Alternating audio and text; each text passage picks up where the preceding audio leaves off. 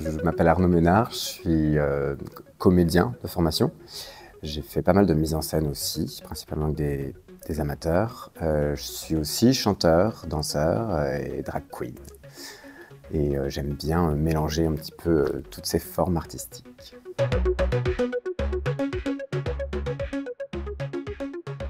Ça fait un petit moment que ce spectacle est un peu quelque part dans les tuyaux, si je puis dire.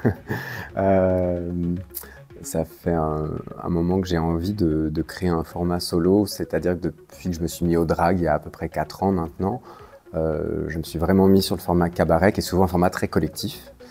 Et la naissance de ce personnage fait que je raconte quand même des choses assez intimes de moi. Et ça fait plusieurs fois que j'ai des amis qui me disent « Mais pourquoi tu ne ferais pas un truc en solo, quoi ? Enfin, on a envie de t'entendre que toi, en fait. » Donc voilà, l'occasion s'est présentée.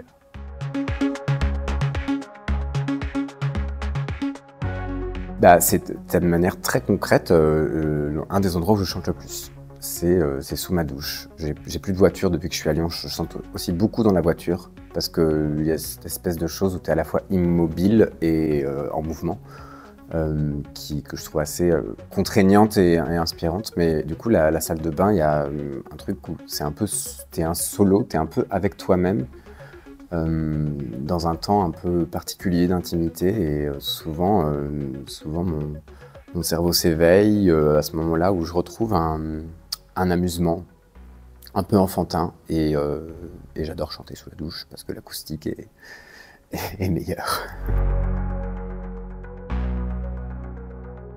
Il y a la ligne qui se crée là a priori, c'est plutôt l'évolution d'un jeune homme homosexuel dans un contexte plutôt hétéro et tout ce que ça peut amener de chamboulements intimes depuis l'enfance jusqu'à la vie adulte.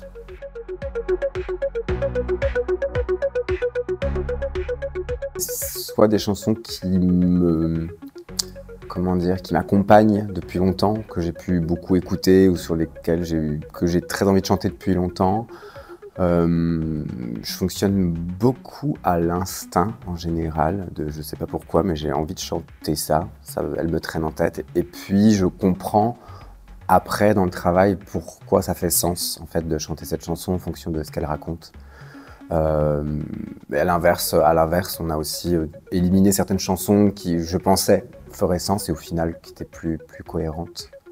Donc c'est un mélange d'instinct et parfois de recherche un peu dramaturgique de qu'est-ce que je cherche à raconter là et quelle chanson serait pertinente à ce moment-là.